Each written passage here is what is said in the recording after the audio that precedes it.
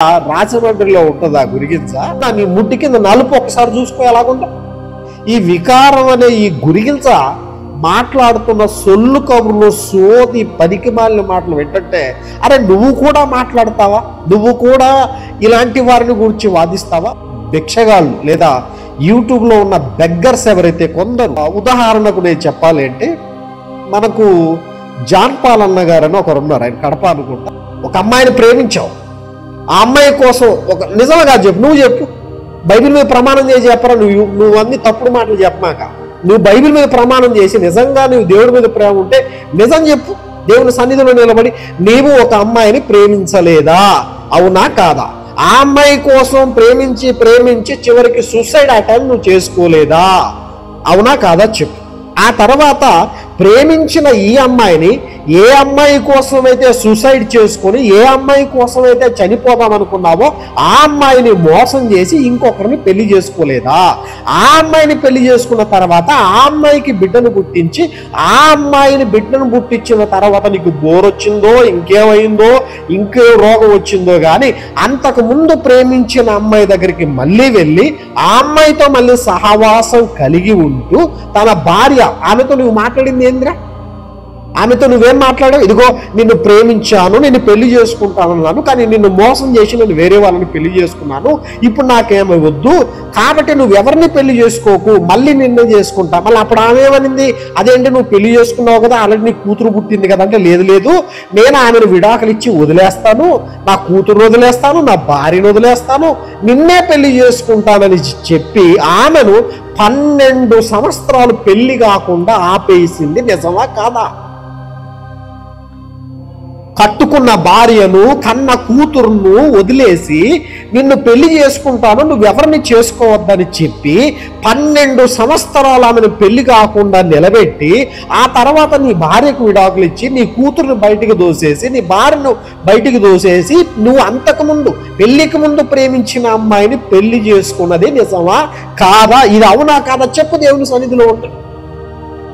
ఇన్ని గురిగింజ బ్రతుకు నువ్వు పెట్టుకొని నీ ముడ్డి కింద ఇన్ని నలుపులు పెట్టుకొని నువ్వు వచ్చి మీసాల గురప్పు గురించి మాట్లాడతావు. అంత మునగాడివా నువ్వు? అంత గొప్పోడివా నువ్వు? అంత త్యాగశీలివా నువ్వు? అంత నీతిమంతుడివా నువ్వు? ఒక అన్యుల ఛానల్కు ఒక దగ్గరికి వెళ్ళేసి నీకు నీ దృష్టిలో క్లియర్గా ఆ పర్సన్ క్లియర్గా నీ దృష్టిలో నిజమైన దేవుడు ఎవరు అంటే మీ అమ్మ గొప్పదా మా అమ్మ గొప్పదా? కేటీఆర్ డైలాగ్ కొడతావేంద్ర అయ్యా.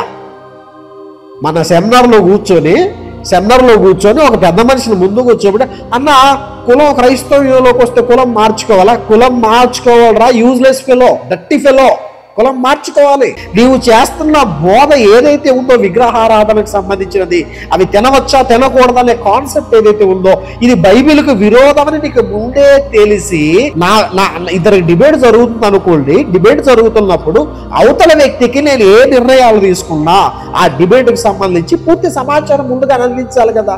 నువ్వేం చేసావు?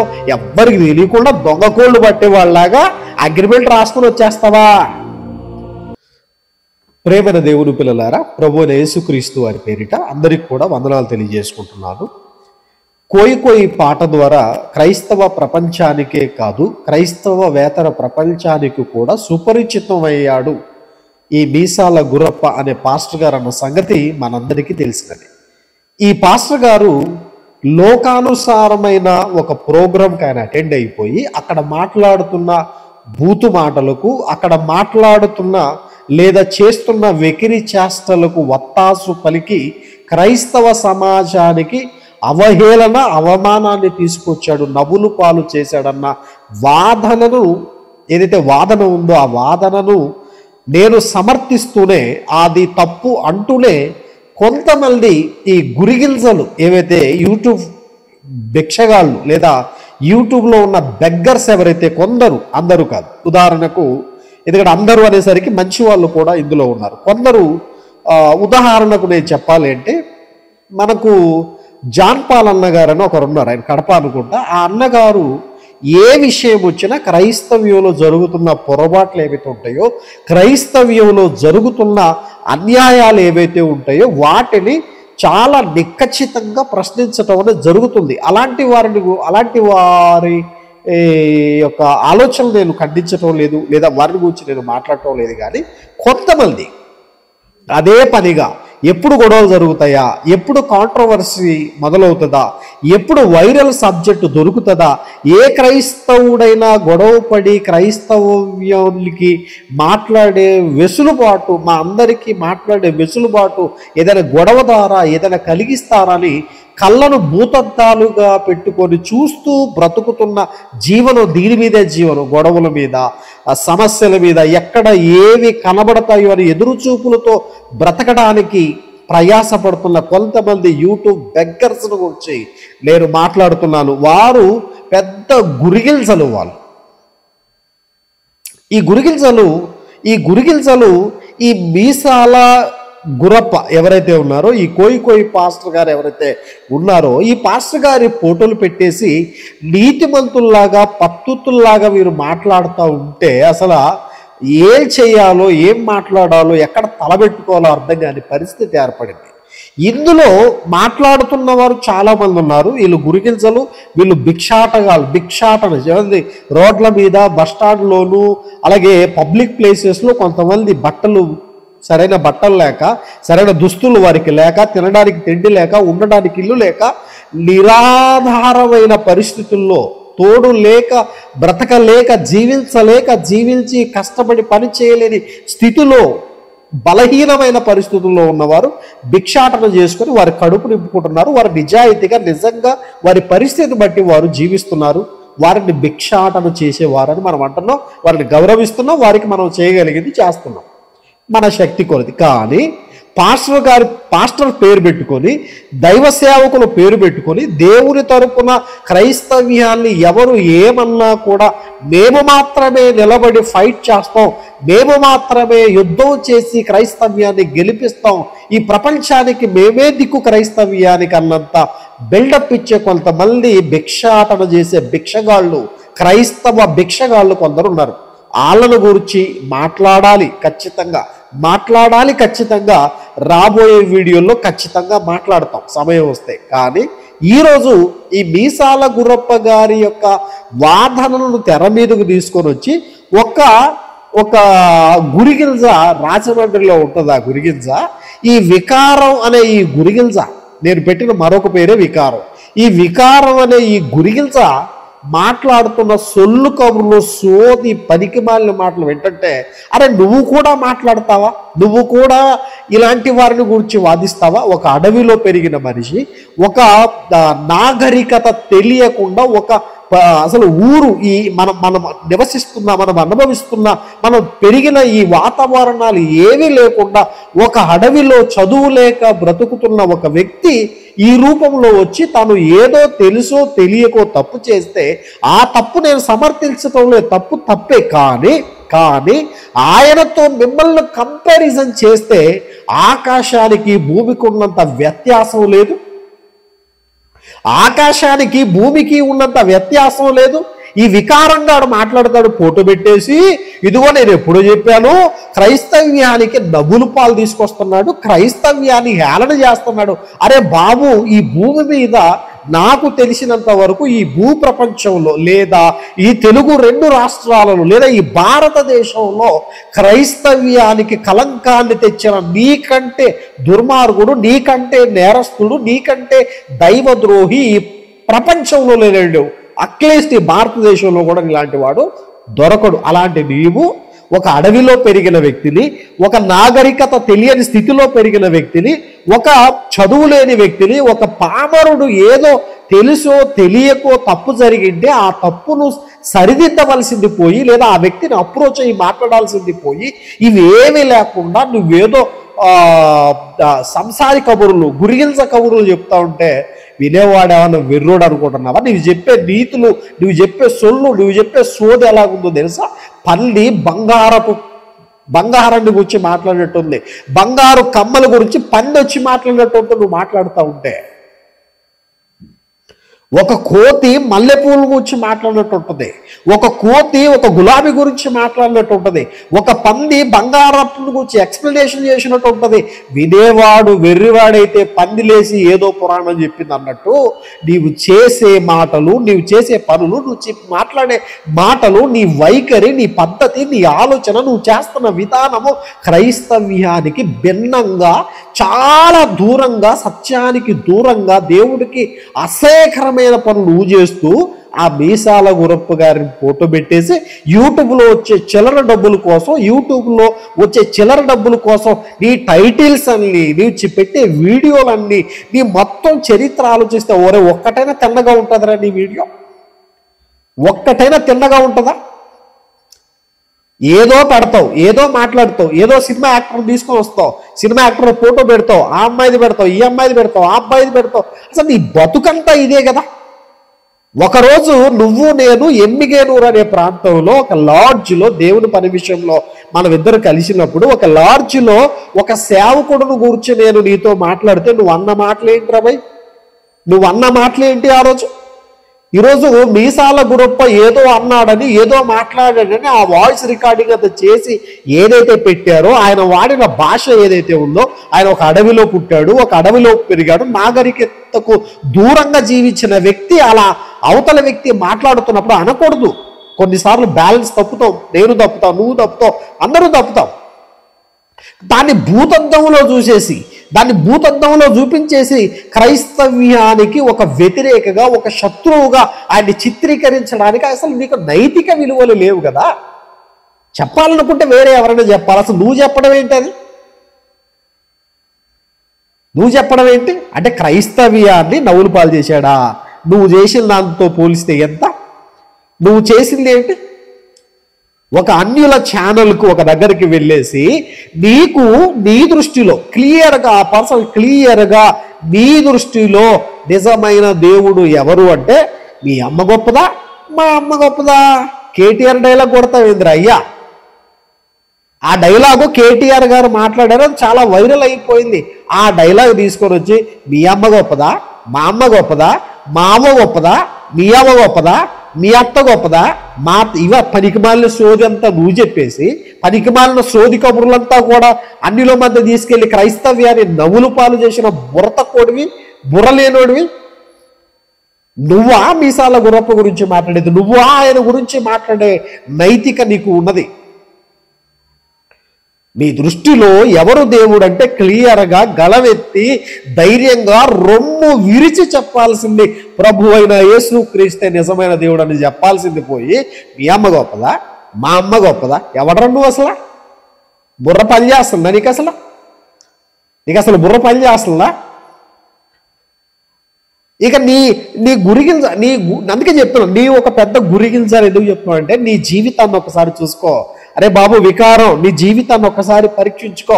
నీ జీవితం మొదటి నుంచి 2013 జనవరి నెలల్లో నీకు వాక్యం, మెయిన్ క్లాసెస్లో వాక్యం చెప్పడానికి యోగ్యత, అర్హత నీకు లేకపోతే, ఏదో సాయంత్రం ఫ్రీ టైంలో కాఫీలు బిస్కెట్లు తినడానికి పిల్లలు వెళ్తూ ఉంటే ఆ ఎక్స్ట్రా క్లాసెస్ ఏది ఉంటుంది కదా, అంటే బయటికి తిరిగే వాళ్ళు అటు ఇటు తిరగకుండా ఆ ఎగ్జామినేషన్లో లేని వాళ్ళ ఎక్స్ట్రా పీపుల్స్ ఎవరైతే ఉంటారో వాళ్ళకి వెళ్ళి చెప్పారంటే ఆ పొలాల్లో పరిగెత్తి చెప్పినోడివి. నీ స్థాయి నాకు తెలియదా, నీ గురించి నాకు తెలియదా, నీ బలం తెలియదా, బలహీనత తెలియదా? ఎన్నిసార్లు మన ఇద్దరు లాడ్జ్లో కలిసి మాట్లాడే ఎన్ని విషయాలకు సంబంధించి. ఇప్పుడు నీ బతుకు తెలియంది ఏం కాదు కదా, నీ జీవితం తెలియంది ఏం కాదు కదా. నేను ఎందుకంటున్నా, ఈ పర్సనల్ విషయాలు నేను ఎప్పుడూ మాట్లాడలేదు. ఏ రోజు దీనికి సంబంధించిన ఎటువంటి స్టేట్మెంట్ కూడా, ఎటువంటి విషయం కూడా నేను పలకలేదు.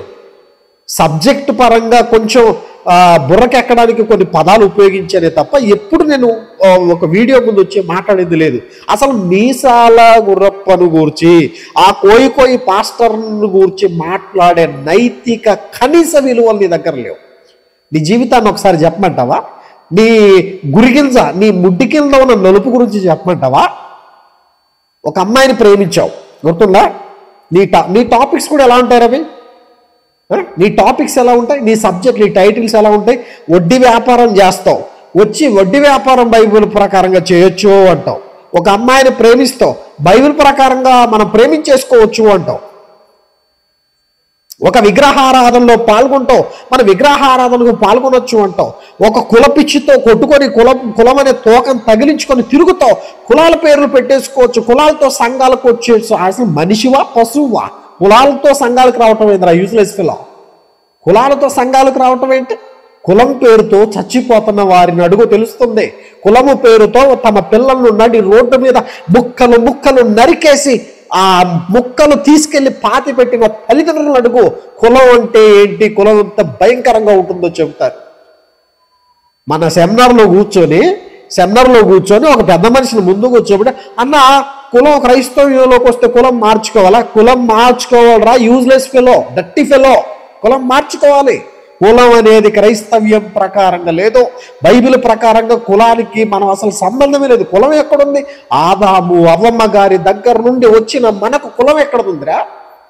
పేరు వేరు, కులం వేరు. నీ పక్కన ఉన్నది, నీ ముందున్నది పేరు, ఆ తర్వాత ఉన్నది కులం.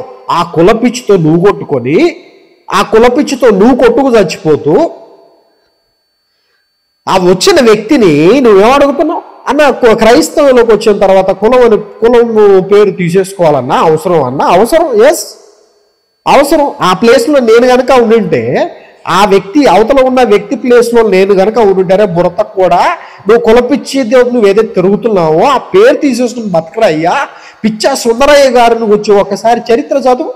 పిచ్చ సుందరయ్య గారు అసలు క్రైస్తవ్యానికి సంబంధం లేని వ్యక్తి, క్రీస్తును నమ్మని వ్యక్తి, కులరహితమైన సమాజం కావాలని, కులముతో కొట్టుకు చచ్చిపోతున్న ఈ సమాజంలో కులం అనేది పోవాలని తన జీవితాన్ని త్యాగం చేశాడు. కులం విషయంలో తనకున్న కులం అనే ఆ పేరును తీసి పక్కన పడేశాడు ఆయన. తన భార్యను పెళ్లి చేసుకొని ఆపరేషన్ చేసుకున్నాడు. పిల్లలు కాకుండా ఎక్కడ నా విప్లవానికి ఈ కులరహితమైన సమాజం కావాలి అని, కులరహితమైన సమాజం ఈ సమాజంలో ఉండాలని నేను ఏదైతే పోరాటం చేస్తున్నానో, ఈ పోరాటానికి నా పిల్లలు ఎక్కడ అడ్డుపడతారేమో అని చెప్పి ఆపరేషన్ చేయించాడు తన భార్యకు. కులరహితమైన సమాజం కావాలని ఒక క్రైస్తవుడు కాని వ్యక్తే ఇంత త్యాగం చేసి ఉన్న తన కులాన్ని తీసివేసుకొని కులరహితమైన సమాజం కావాలి అని ఆయన కొట్లాడి విప్లవాన్ని చేసి ఎన్నో త్యాగాలు చేసిన ఈ సమాజంలో, ఈ తెలుగు గడ్డ మీద ఒక క్రైస్తవుడుగా, ఒక బోధకుడుగా క్రీస్తును ధరించారని చెప్పుకొని కులాలు ఉండొచ్చు, కులాలతోనే సంఘాలకు వచ్చేయచ్చు అంటావా యూజ్లెస్ ఫెలో? ఏం మాట్లాడుతున్నావు? నువ్వు మీసాల గురప్ప గురించి మాట్లాడతావా? నువ్వు వచ్చి ఆ కోయి పాస్టర్ గారి గురించి మాట్లాడారు. నైతిక విలువలు నీకున్నాయా?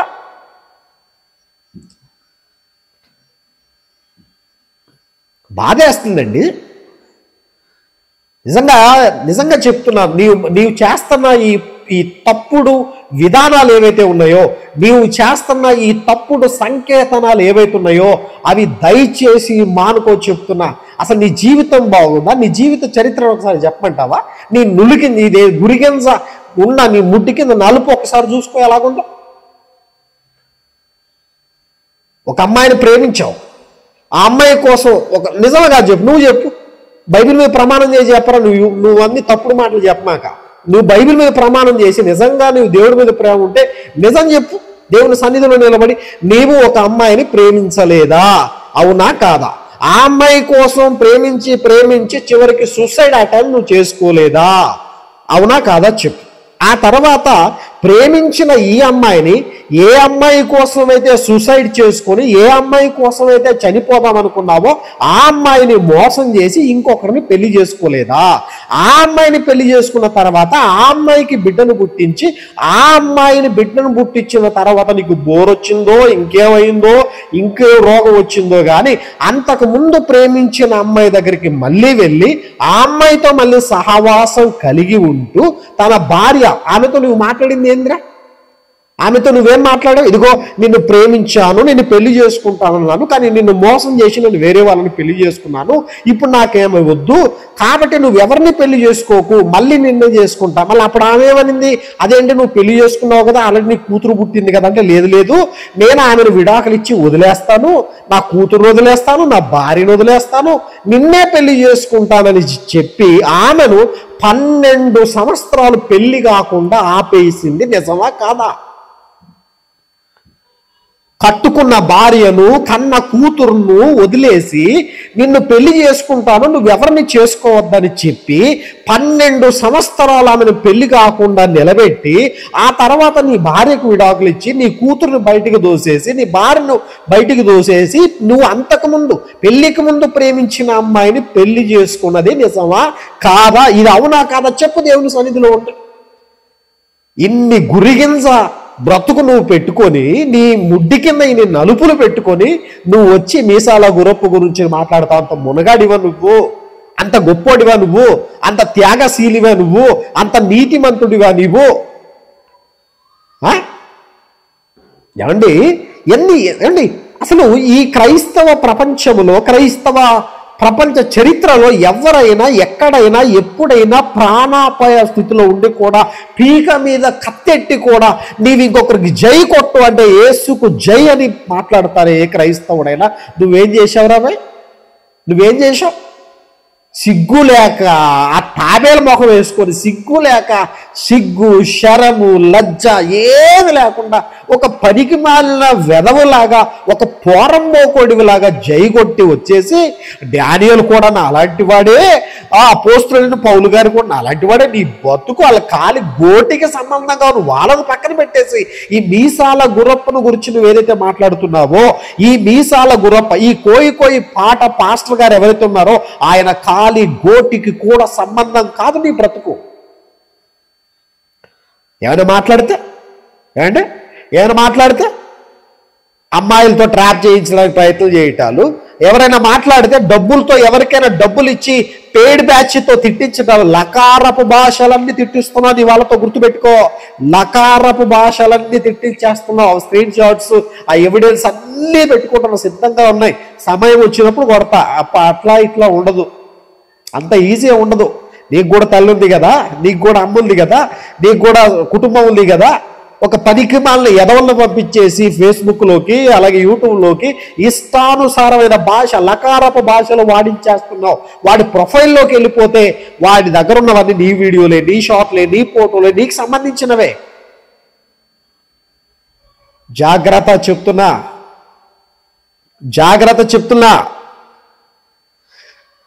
అంటే ఇంతగా ఏం అంటే బాధతో నువ్వంటే నాకు ద్వేషం కాదు. నీ కొరకు నేను ఎన్ని చేశానో, నీ కొరకు నేను ఎంత సహాయం చేశానో, డబ్బే కాదు, డబ్బు పక్కన పెట్టేసి మానసికంగా కావచ్చు లేదా ఇంకా మెంటల్ ఏదైనా కావచ్చు.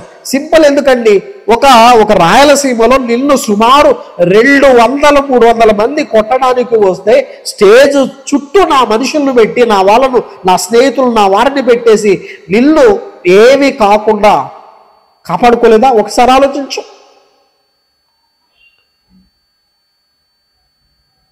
కాబట్టి చెప్తున్నా మీసాల గురప్పను గురించి మాట్లాడే అర్హత యోగ్యత మీకు లేదో. మళ్ళీ ఒకసారి బ్రీఫ్గా చెప్తాను, ఒకసారి ఆలోచించు. ఇప్పటికైనా మారు. నువ్వు ఏదైతే తప్పుడు పని చేస్తావో అది వచ్చి బోధిస్తావు ముందు. ఏదైతే నువ్వు తప్పుడు పని వడ్డీ వ్యాపారం చేస్తున్నావు, మీ ఇంటి వాళ్ళు ఎవరైనా చేస్తున్నారు, ఇప్పుడు వచ్చేసి వడ్డీ వ్యాపారం చేయొచ్చు బైబిల్ ప్రకారంగా అంటావు. ఒక అమ్మాయిని ప్రేమించేసావు, వచ్చేసి ప్రేమించుకొని పెళ్లి చేసుకోవచ్చు అన్నావు. రెండో పెళ్లి చేసుకోవచ్చు, విడాకులు ఇవ్వచ్చు అన్నావు, నువ్వు ఇచ్చేసావు. తర్వాత వచ్చి బోధిస్తావు. అంటే బోధించడానికి ముందు నీవు ఆ తప్పు చేయడానికి ముందు అందులోకి వెళ్ళటానికి ముందు బోధలో తీసుకొని వస్తావు, వాక్యాన్ని తీసుకొని వస్తావు, వాక్యాన్ని అడ్డు పెడతావు.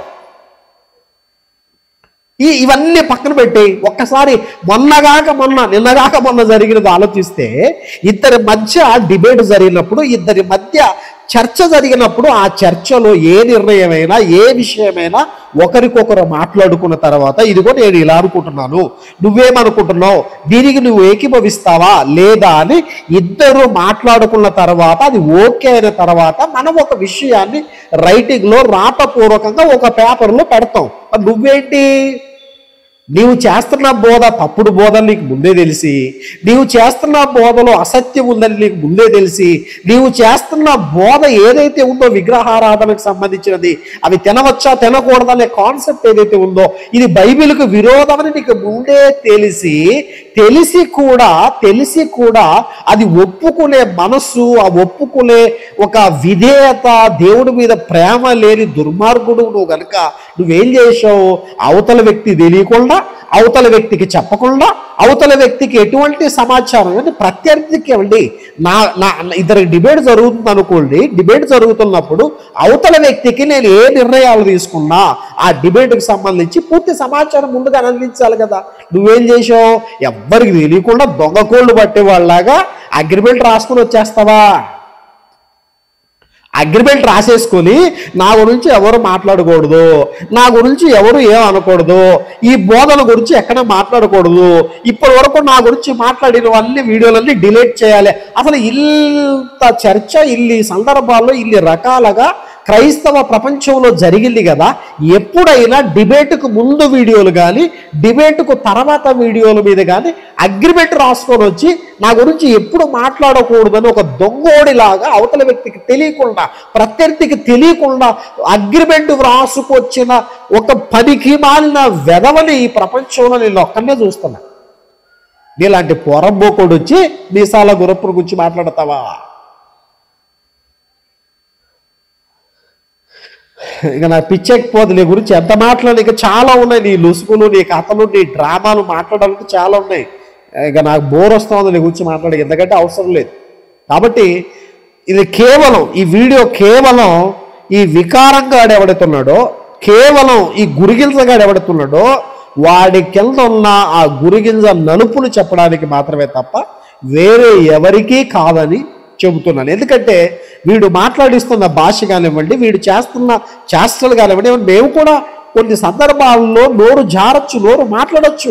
దాన్ని తెలుసుకొని ఆ తప్పు సరిదిద్దుకొని మళ్ళీ ఆ అవతల వ్యక్తికి ఫోన్ చేసి క్షమాపణ కోరుకొని, బ్రదర్ నీ విషయంలో నేను మాట్లాడిన ఆ విషయం నేను మాట్లాడకుండా ఉండవలసింది, తప్పుగా నేను మాట్లాడాను, నోరు జారను, బూతు మాట్లాడామని క్షమించమని అడుగుతాం ఎవరినైనా.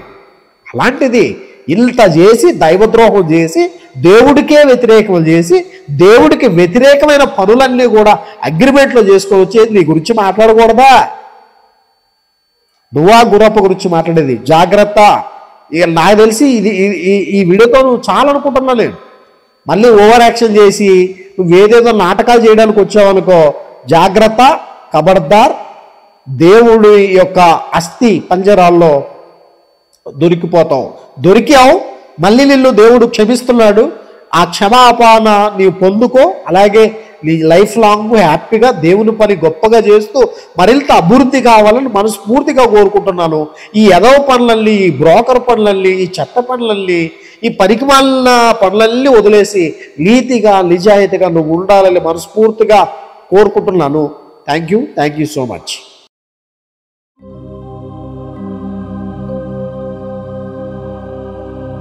ప్రపంచ క్రైస్తవ చరిత్రలోని మొట్టమొదటిసారిగా కని విని ఎరుగని కార్యక్రమమే 1000 పాటల క్రైస్తవ సమ్మేళనం. 1000 పాటల క్రైస్తవ సమ్మేళనం అను ఈ కార్యక్రమములో క్రైస్తవ గాయని గాయకులతో 1000 పాటలు పాడించి ఆల్బమ్స్ రిలీజ్ చేయడానికి మేము సిద్ధంగా ఉన్నాం. ఈ కార్యక్రమంలో మాతో పాటు మేము సైతం అనే ప్రతి వారికి ప్రేమతో ట్రూ స్టూడియో తరపున స్వాగతం పలుకుతున్నాం. ఇందులో భాగంగా జిల్లాల వారీగా మేము నిర్వహించబోతున్న పాటల పోటీలలో మీరు పాల్గొని అర్హత సాధించిన ప్రతి వారితో పాటలు పాడించి ఆల్బమ్స్ రిలీజ్ చేయుటకు ట్రూ స్టూడియో వారు సిద్ధంగా ఉన్నారని తెలియజేయుటకు సంతోషిస్తున్నాము. దానికి ముందుగా ఈ పోటీలలో పాల్గొనాలని అనుకున్న ప్రతి వారికి ఆడిషన్స్ జరుగుతున్నాయి. ఈ ఆడిషన్స్ ఆఫ్లైన్ మరియు ఆన్లైన్ ద్వారా అర్హులకు ప్రవేశం కలదు. కనుక దేవుడు మీకిచ్చిన ఆ తలాంతులను దేవుని మహిమ నిమిత్తమై వాడుటకు సిద్ధపడవలసిందిగా కోరుచున్నాము. మరియు క్రైస్తవ పాటల రచయితలకు కూడా అవకాశం కలదు. కేవలం 1000 రూపాయలకే షరతుల మేరకు 50,000 రూపాయల ఖర్చుతో పాటలు తయారు చేసి క్రైస్తవ సమాజానికి రచయితగా పరిచయం చేయటం జరుగుతుంది. ఈ పరిచర్యలో పాల్గొనాలి అనుకున్న ప్రతి వారు సంప్రదించవలసిన మా ఫోన్ నంబర్స్ 9000021418 మరియు 9000021419. WhatsApp number 9000021317. For more information contact true studio YouTube channel. అందరికీ ఇదే మా ప్రేమపూర్వక ఆహ్వానం.